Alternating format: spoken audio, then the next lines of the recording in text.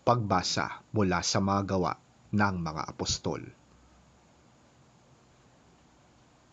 Kaya't minabuti ng mga apostol, ng mga pinuno ng iglesia at ng buong iglesia na pumili ng ilan sa kanila upang suguin sa Antioquia, kasama nila Pablo at Bernabe. Ang mga napili nila ay si Judas na tinatawag na Barsabas at si Silas na mga lalaking iginagalang ng mga kapatid. Ipinadala nila sa kanila ang sulat na ganito ang nilalaman. Kaming mga apostol at pinuno ng iglesia ay bumabati sa mga mananampalatayang hintil sa Antioquia, sa Syria at sa Cilicia. Nabalitaan naming ginugulo kayo ng ilang kasamaan naming galing dito kahit na hindi namin sila inuutusan.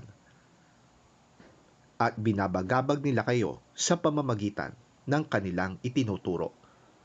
Kaya't napagkaisahan naming magpadala sa inyo ng mga sugo. Kasama sila ng ating minamahal na sina Bernabe at Pablo, mga taong hindi nag-atubiling itaya ang kanilang buhay sa paglilingkod sa ating Panginoong Hesukristo.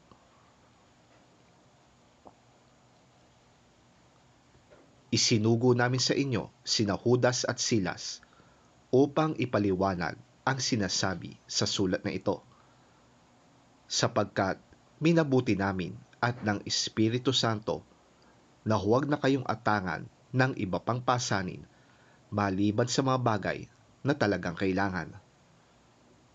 Huwag kayong kakain ng anumang inihandog sa mga Diyos-Diyosan, ng dugo at ng hayop na binigti.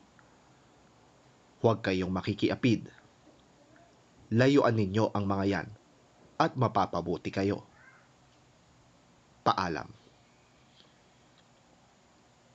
At pinalakad nila ang mga sugo.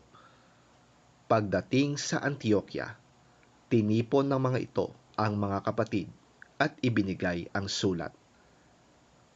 Pagkabasa sa sulat, nagalak ang lahat dahil sa kanilang narinig.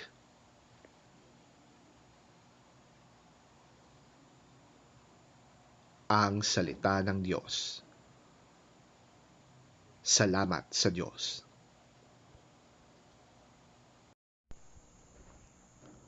Ang mabuting balita ng Panginoon ayon kay San Juan. Papuri sa iyo, Panginoon. Ito ang aking utos. Magmahalan kayo, gaya ng pagmamahal ko sa inyo.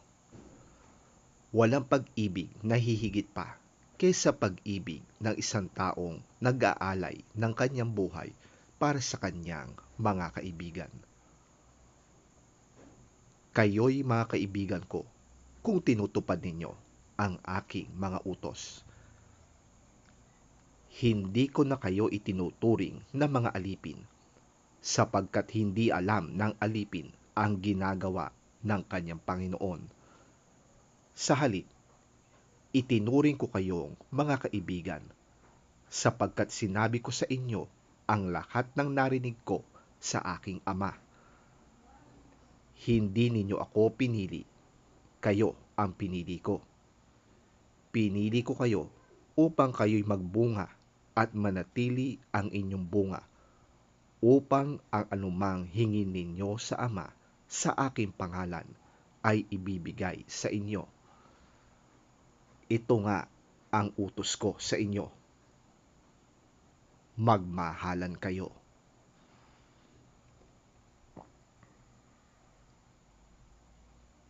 Ang mabuting balita ng ating Panginoon.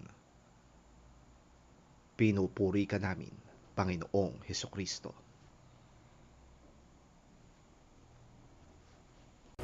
My commandment is this: love one another, just as I love you. The greatest love you can have for your friends is to give your life for them, and you are my friends, if you do what I command you. I do not call you servants any longer, because servants do not know what their master is doing. Instead, I call you friends, because I have told you everything I heard from my Father. You did not choose me. I chose you. And appointed you to go and bear much fruit. The kind of fruit that endures. And so, the Father will give you whatever you ask of him in my name. This, then, is what I command you.